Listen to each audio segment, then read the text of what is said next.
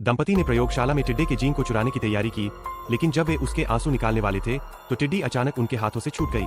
दोनों ने एक दूसरे को थोड़ा जोर से दबाया और अगले ही पल सारी टिड्डियां बाहर निकल गईं।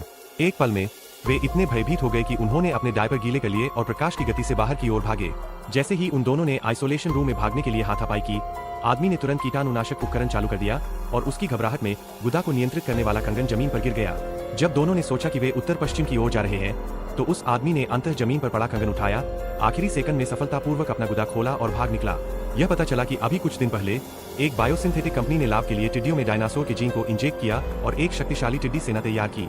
इन टिड्डियों को आनुवंशिक रूप से संशोधित किया गया है ताकि वे बायोसिंथेटिक कंपनियों द्वारा उगाए गए बीजों को न खाएं, बल्कि अन्य प्रकार की फसलों को बड़े पैमाने पर नष्ट कर दें। इस तरह बायोसिंथेटिक कंपनियां वैश्विक खाद्य बाजार पर एकाधिकार स्थापित करने और भारी मुनाफा प्राप्त करने के लिए वैश्विक खाद्य फसलों के बीजों को आसानी से नियंत्रित कर सकती है। हालांकि टिड्डियों ने अप्रत्याशित रूप से भाई बहनों की एक जोड़ी के युवा जीवन को छीन लिया, इसलिए फिल्म की शुरुआत में यह दृश्य दिखाई दिया।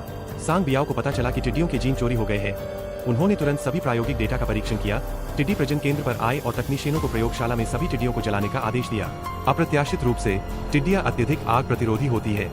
न केवल वे आग की लपटों से सुरक्षित रहे, बल्कि वे वेंटिलेशन पाइप के माध्यम से प्रयोगशाला से बाहर भी भाग गए। आसमान में आग के बादल लगातार फैलते रहे, जिससे देखते ही देखते जंगल में आग लग गई।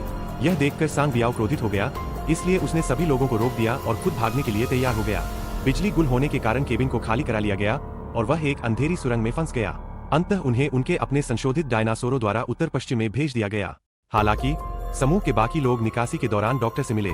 डॉक्टर ने सभी को बताया कि टिड्डी संकट का समाधान किया जा सकता है और जिनके पास कोई अन्य विकल्प नहीं था, वे केवल डॉक्टर पर विश्वास कर सकते थे और उनके साथ जा सकते थे। जैसे ही उनके साथी विमान में आ रहे थे, उन्होंने कभी नहीं सोचा था कि टायरानोसोरस रेक्स उनके सामने खड़ा था, लेकिन निकाले गए मनुष्यों पर हमला करने के बजाय उन्होंने उनके पीछे डायनासोर पर हमला किया। सभी को अब कोई झिझक नहीं हुई और वे तेजी से विमान की ओर भागे। पराजित टायरानोसोरस को देखते हुए काली लड़की थेरिजिनोसोरस को आकर्षित करने के लिए केवल एक भड़कीली बंदूक का उपयोग कर सकती थी। अंत में टायरानोसोरस उठ खड़ा हुआ और गिग्नोटोसोरस को उत्तर पश्चिम में भेज दिया। लौटने वाले डॉक्टर ने भी टिड्डियों को नियंत्रित करने का एक तरीका निकाला और टिड्डी प्लेग का पूरी तरह से समाधान हो गया। यह फिल्म का अंत है।